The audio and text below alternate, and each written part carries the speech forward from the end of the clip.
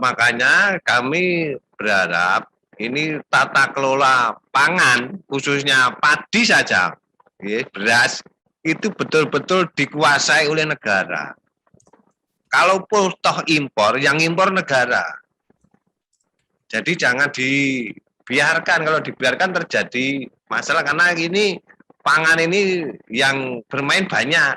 Ya. Kalau negara seperti BBM itu kan sudah nggak ada apa-apa yang ngurus negara. Ya. Kalau umpama kita, kalau beras kita ini, harga beras kita di Asia Tenggara itu yang paling murah Vietnam, Thailand, baru Indonesia. Harga beras di Malaysia sudah $1 lebih, di Singapura $2. Di Jepang itu 50 sampai 70 ribu per liter, per kilo. Di Amerika lebih, Korea lebih. Nah, makanya kita naikkan. Kalau ini kita kelola dengan baik, kita akan menuju Indonesia emas tahun 2045 akan tercapai. Karena kemiskinan ini kan di tingkat ini. Kalau mereka penghasilannya naik, kemiskinan akan turun dengan sendirinya. Sektor-sektor lain juga terangkat. Karena jumlah petani luar biasa, paling banyak.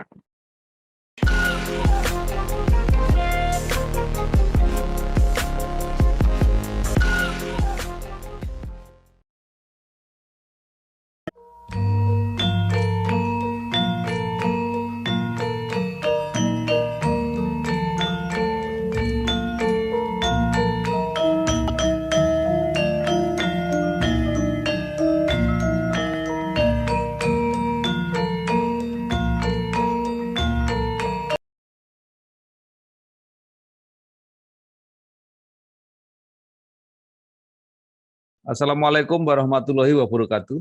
Bersama saya Bambang Sadono di channel Inspirasi Jawa Tengah. Mudah-mudahan channel ini bisa memberi inspirasi, motivasi, edukasi, informasi, dan syukur bisa membantu mencari solusi.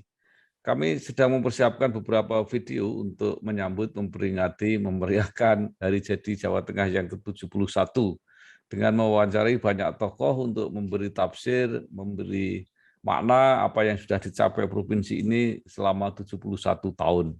Saya sudah bersama dengan Bapak Haji Sumanto SH, Ketua Komisi B DPRD Jawa Tengah yang membidangi perekonomian. Apa kabar, Pak? Alhamdulillah sehat, Pak Bambang. Ya. Sehat, kerwaras. Kerwaras, nggih, Pak. Nah, dari sudut Komisi B yang membidangi perekonomian di Jawa Tengah. Menurut Bapak, apa saja yang dicapai oleh Provinsi Jawa Tengah, masyarakat Jawa Tengah sampai saat ini? Dan masalah-masalah apa yang kira-kira masih perlu dipikirkan untuk ke depan? Monggo Pak Sumanto. Oke, terima kasih. Kalau di komisi saya termasuk sektor pertanian. Ya. Ini yang menjadi concern seluruh warga Jawa Tengah karena hampir 2.982.000 itu petani pemilik lahan yang ada di Jawa Tengah. Jadi kalau kita bicara prestasi, itu kita itu pernah penghasil beras terbesar tahun 2019, data dari Dinas Pertanian. Kemudian di tahun 2020 kita kalah dengan Jawa Timur. Itu salah satu prestasi kita sebagai lumbung beras nasional, tingkat nasional kita. Ya. Ya. Kemudian di sektor-sektor lain, misalnya tanaman pangan dan aspek produksi, kita padi di urutan kedua kita di tahun 2020 ini. 2021 ini juga belum ada pendataan. Kemudian jagung menjadi urutan kedua, kedelai menjadi urutan ketiga nasional, kacang hijau menjadi urutan nomor 1 nasional. Oke, produksi kacang hijau. Kemudian kacang tanah nomor 2, ubi kayu itu nomor 2 nasional. Ubi jalar. Nah, ini kalau masalah pangan kita di angka 21 Pak. Ya, jadi ini potensi yang luar biasa untuk dikembangkan di Jawa Tengah. Ya.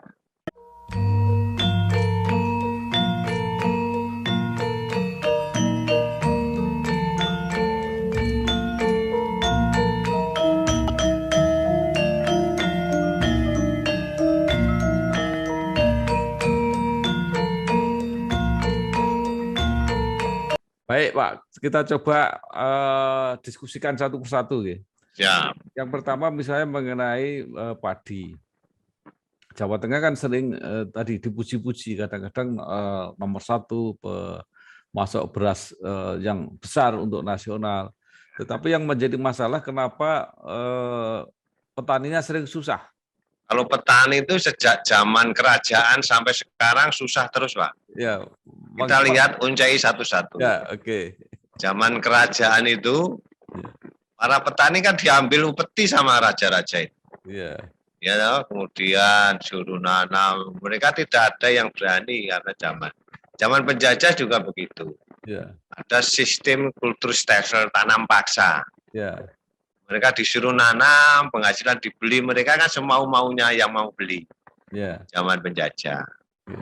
Kemudian mereka juga dibebani juga buat jalan Dendels itu dari Anyer sampai Penarukan. Ya. Itu juga petani loh itu. Ya, ya. Kalau Pamong Praja nggak mungkin iso menyangkul, Pak. Ya. Kemudian zaman merdeka. Ya. Sejak dulu yang namanya petani itu mereka mesti menggarap sawahnya dengan baik. Ya. Tapi nggak pernah sejahtera dan nggak pernah demo. Ya. Ya toh? Pupuk susah, pupuk subsidi angel. Ya. Nek kalau pas panen raya harganya turun drastis. HPP 4.200 di pasaran 3.600, 3.400. Jadi mereka nggak pernah sejahtera, tidak pernah diperhatikan. Ya. Jadi kalau saya punya pandangan terhadap pertanian karena petani ini tidak hanya mencakup di Jawa Tengah tapi nasional kebijakan. Ya. Dengan subsidi yang sekarang dengan kartu tani tetapi kurang, tiap tahun negara kita itu punya memberikan dana subsidi itu di angka 33 triliun. Ya. Tapi nggak pernah sejahtera juga. Dan sulit juga mencarinya. Karena ada disparitas harga. Semua yang terkait dengan subsidi mesti ada permainan di sana. Nah, kita tahu tentang minyak, tentang BBM juga gitu. Nah, makanya rata-rata kita yang punya pertanian 2.900.000 di Jawa Tengah itu yang petani yang kecil itu di angka 1.300.000 sampai 1.500.000 orang, hampir separuh. Mereka dengan subsidi pupuk, dengan yang kita perhitungkan itu nilai jualnya pasca panen.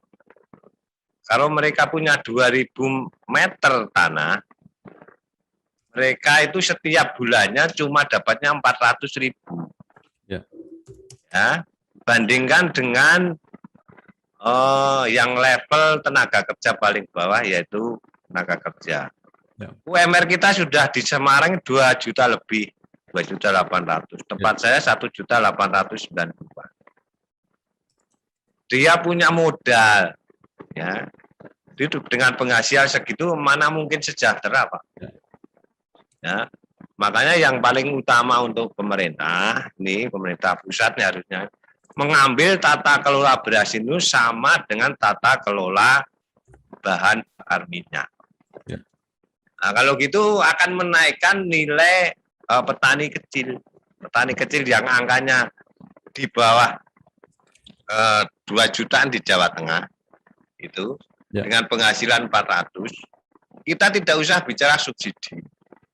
Yang kita bicarakan nanti pasca panen pemerintah harus menjamin membeli gabah petani. Bentar Pak, 400 itu per apa Pak? Per bulan atau per bulan? Jadi 1 hektar itu kan rata-rata penghasilan petani menghasilkan 6 ton. Ya. 6 ton dikurangi susut itu 18%. Ya. Dikalikan dengan harga gabah 3.600, 3.400 pas harga panen raya mesti segitu. Ya. Nah, itu dibagi 4 sekali panen 4 bulan dibagi 4, hasilnya yang punya tanah 2.000 itu penghasilan per bulannya 400.000. Ya. Naik turunnya seperti itu. Ya. Tapi kalau pas penghasilan apa itu harga gabah ya di angka 4.200 sampai 4.500. Rata-ratanya rata-rata dari tahun 2018 sampai 2020 itu gabah petani itu di angka 3.700. Ya.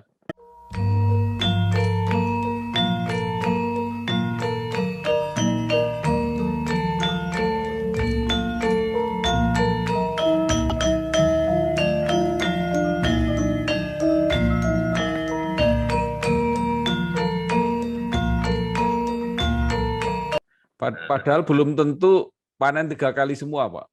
Nah, iya, makanya itu. Ya. Makanya kalau ingin sejahtera, pemerintah harus mengelola beras ini kalau kita melihat sebagai emas putih, Pak. Ya. Dengan menaikkan harga petani ini, pendapatan mereka kalau di angka gabah pemerintah membeli 5.000 sampai 5.500, yang punya 2.000 itu akan menghasilkan 1,5 juta bersih. Nah, mereka punya duit. Bagaimana yang punya 4.000, 5.000, 1 hektar, 2 hektar menjadi penghasilannya banyak. Mal-mal akan dipenuhi oleh para petani dengan penghasilan itu. Minimal berapa, Pak? Yang normal untuk petani gitu harganya? 5.000. 5.500 itu kalau punya 2.000 meter persegi, mereka penghasilannya di angka 1.800.000, sama dengan UMR. Ya, ini gabah, Pak, ya, 5.000. Gabah kering panen. Nah, kalau di angka itu tentunya mereka berpenghasilan. Ya. Mereka tidak akan pergi ke Jakarta buruh di sana. Ya. Orang Sumatera, orang Jawa pulang garap tanahnya sendiri-sendiri karena penghasilannya ada. Ya, oke. Dan tanpa subsidi. Jadi pemerintah sudah untung 33 triliun itu. Ya.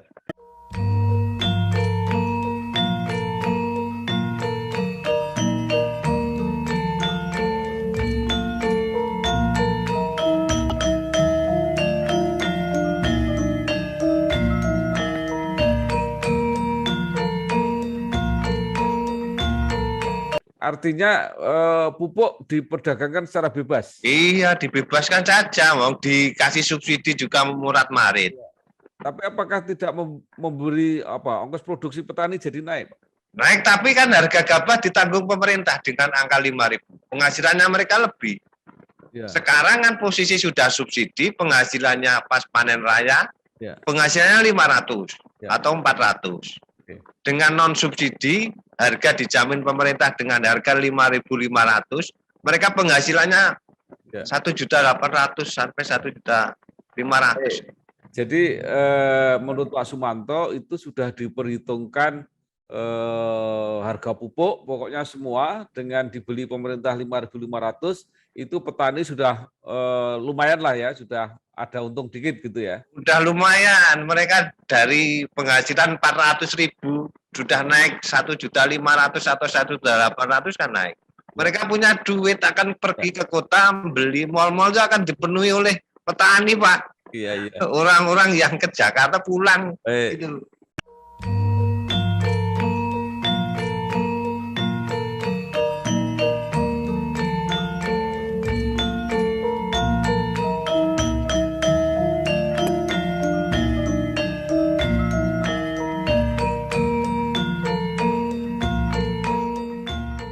Ya, oke. Sekarang itu usulan solusi beras ya, dan itu bisa menjadi kenyataan. Sekarang pertanyaan saya yang mengenai kedelai. Kedelai itu katanya Jawa Tengah bisa kadang-kadang nomor 2 produksi itu.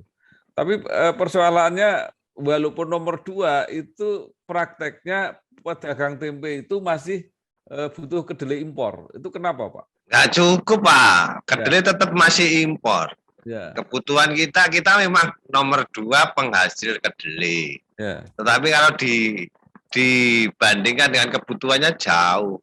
Sekarang pertanyaannya, sudah tahu bahwa kebutuhannya besar, berarti jaminan pasarnya kuat.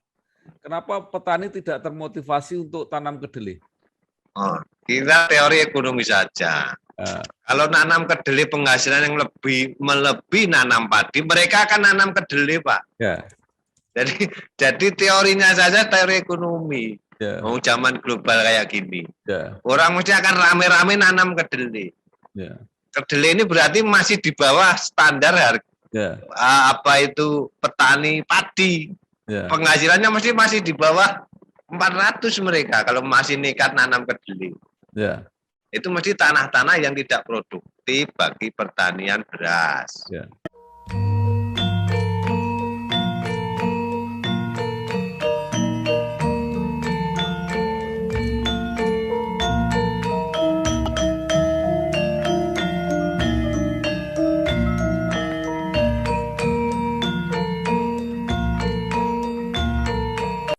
Sekarang apa tidak ada upaya ya, kalau memang persoalannya itu persoalan di harga tadi. Pemerintah dengan mengimpor itu kan juga mengeluarkan banyak uang. Kenapa itu tidak dipindahkan aja ke petani supaya petaninya produktif? Makanya kami berharap ini tata kelola pangan, khususnya padi saja, beras, itu betul-betul dikuasai oleh negara. Kalau toh impor, yang impor negara. Jadi jangan dibiarkan, kalau dibiarkan terjadi masalah karena ini pangan ini yang bermain banyak. Ya. Kalau negara seperti BBM itu kan sudah nggak ada apa-apa yang ngurus negara. Ya. Kalau umpama kita, kalau beras kita ini, harga beras kita di Asia Tenggara itu yang paling murah Vietnam, Thailand, baru Indonesia. Harga beras di Malaysia sudah $1 lebih, di Singapura $2. Di Jepang itu 50 sampai 70 ribu per liter per kilo. Di Amerika lebih, Korea lebih. Nah, makanya kita naikkan. Kalau ini kita kelola dengan baik, kita akan menuju Indonesia emas tahun 2045 akan tercapai. Karena kemiskinan ini kan di tingkat ini. Kalau mereka penghasilannya naik, kemiskinan akan turun dengan sendirinya. Sektor-sektor lain juga terangkat. Karena jumlah petani luar biasa, paling banyak.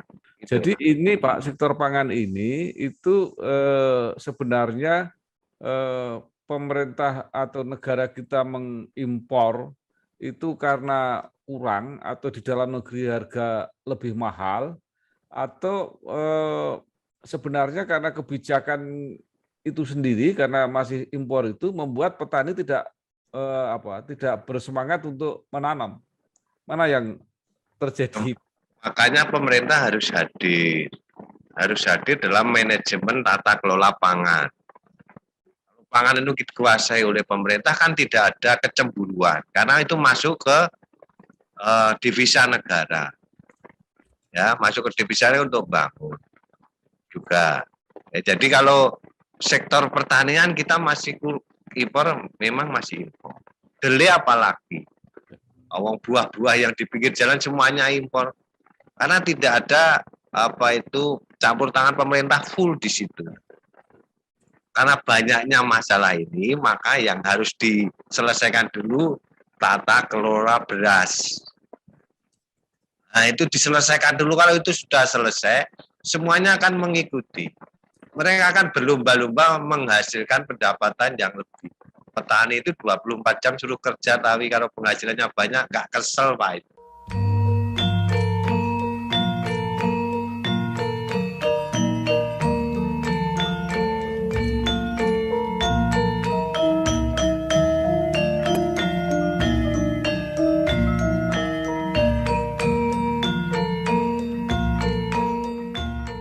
Kalau dari segi lahan, Pak, apakah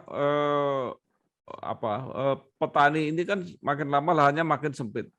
Apa masih bisa mengandalkan di situ terus? Kita kan punya Perda RT/RW. Ya, jadi tiap kabupaten provinsi Jawa Tengah itu lahan hijau yang ditanami petani sudah dilindungi dan tidak boleh dialihkan. Dan kita masih banyak. Walaupun memang setiap tahunnya berkurang, tetapi lahan pertaniannya di Jawa ini yang menurut penelitian orang-orang Belanda dulu kan penghasil beras terbanyak di sini Jawa ini.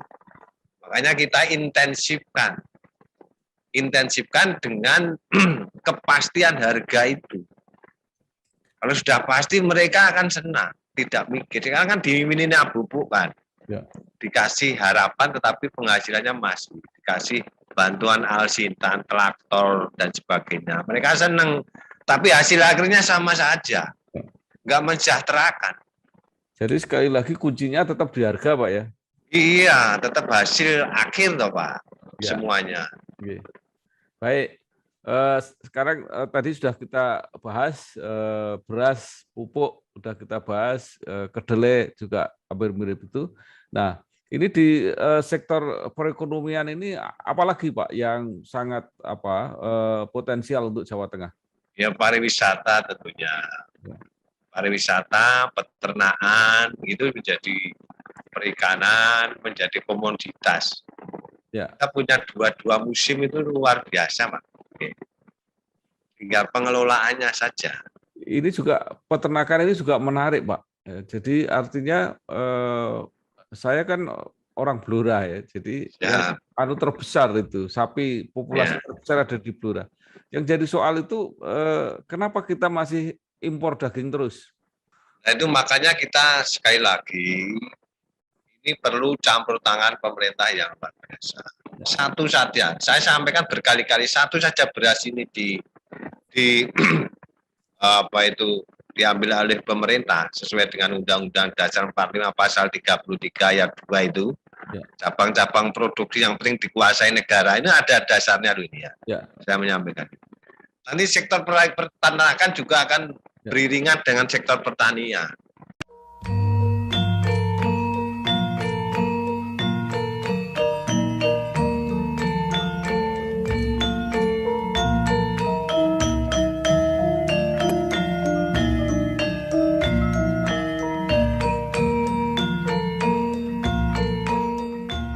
Sekarang itu gagasannya kan sangat bagus ya dan sangat strategis. Terus apa yang sudah dilakukan minimal Komisi B atau DPRD Jawa Tengah ini sudah melakukan apa? Hanya karena kalau hanya kita bicarakan kan nggak ada yang merespon. Gimana Pak? Ini kan namanya kebijakan pusat. Kami sudah sampaikan lewat DPR RI, lewat Pak Bambang ini mungkin didengarkan juga lewat media saya sampaikan terus. Nah ini kan kebijakan yang sudah ada alur distribusinya. Tinggal kebijakan pemerintah berani enggak gitu. Kan gitu ya kalau kita banding-bandingkan dengan harga beras, wah nanti terjadi inflasi dan sebagainya. Memangnya setiap tahun nggak ada inflasi? Setiap tahun kan juga ada inflasi Pak. Wong dinaikkan UMR, gaji PNS dinaikkan nggak naikkan tahun ini aja. Jadi dilupakan, kayak saya melihat petani ini dilupakan. Padahal ini potensi yang luar biasa. Kalau banyak ahli, petani kita itu kan idealnya punya tanah 1,5 hektar. Yang ngasih tanah siapa? Kan tanah exiting ini ya kita tingkatkan penghasilan mereka. Pak, ini kan tadi kalau jalur penjaringan kan jalur DPRD. Nah, mungkin kalau yang berkomunikasi itu pemerintah gitu ya, kepala daerah itu akan lebih kuat lagi. Gagasan ini disampaikan nggak kepada Pak Gubernur misalnya? Ya, saya sampaikan lewat rapat-rapat dengan dinas-dinas dan sebagainya. Saya sampaikan, mereka setuju kok. Mereka intinya setuju, tinggal kebijakan karena ini menyangkut pangan, ini kebijakan pemerintah pusat. Kalau daerah nggak bisa Pak ini. Wong harga pupuk aja yang dikendalikan oleh pemerintah pusat dengan subsidi 33 triliun, harga gabah juga begitu, Syar. Wong pemerintah bisa menyamakan harga BBM kita di sini dengan di Papua. Harga semen juga sudah bisa disamakan. Nah, ngapa ini tidak bisa? Kan mesti kan sejahtera. Kita bandingkan saja dengan UMR lah. Kalau ini bisa diatasi yang petani kecil ini, pengangguran, kemudian angka kemiskinan akan secara otomatis turun. Bagaimana mungkin pertanyaannya bagaimana dengan nanti pasti kalau harga beras naik terjadi banyak yang protes dan sebagainya. Ya kan? Nah, kalau nggak mampu kan sudah pemerintah punya program. setiap PKH itu kasih beras juga. Ya. Nah, iya kan? Dan orang itu beli beras itu kan punya 4 keluarga. Paling kan 1 kilo sehari.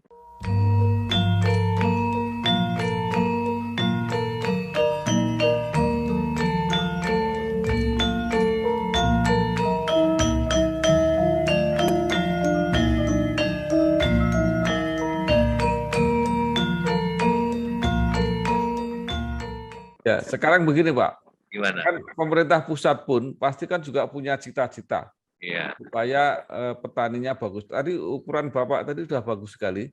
Minimal dihitunglah supaya petani itu sejajar dengan UMR misalnya gitu. Ya. Artinya pikirannya itu kan masuk akal.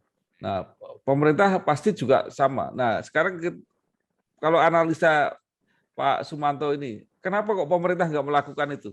Mereka lupa, Pak. Karena petani nggak ada yang demo, Pak. Oh, gitu ya. Petani iya, kalau di luar negeri kan mereka traktornya dikeluarkan semua. Iya. Karena mentalnya petani sejak dulu sudah gitu kan, Pak. Ya. Dari zaman kerajaan, zaman penjajah sampai sekarang.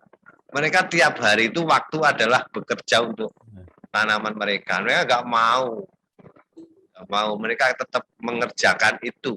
Walaupun tahu penghasilannya akan seperti itu. Kiri pemerintah yang lupa aja nggak membandingkan itu, dilupakan. Ya. Lama.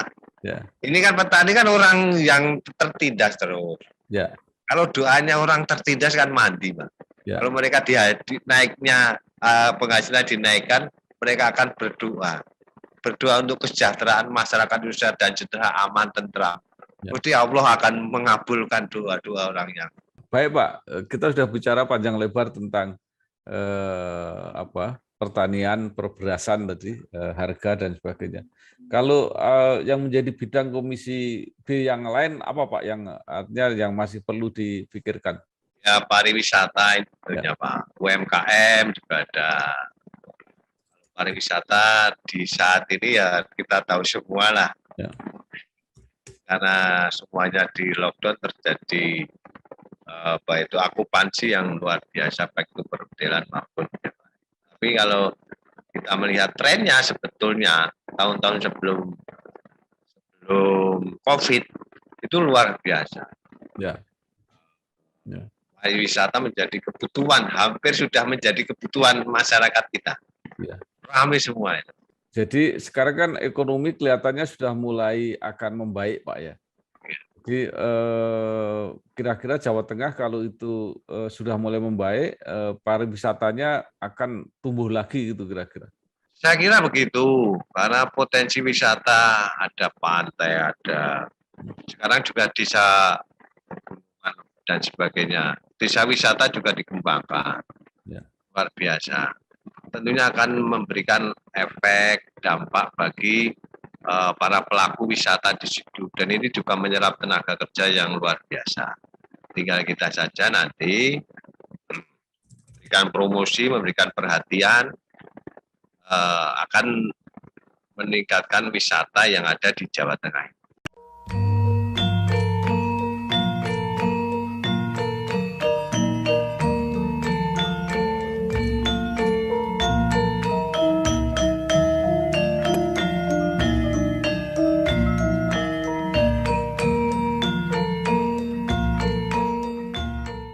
Baik Pak Sumanto, terakhir mungkin Bapak masih ada saran baik untuk pemerintah maupun masyarakat bagaimana melalui masa-masa sulit di masa pandemi ini, terutama yang menyangkut sektor perekonomian, tadi sektor pertanian, pariwisata, dan UMKM, apa yang harus mereka lakukan?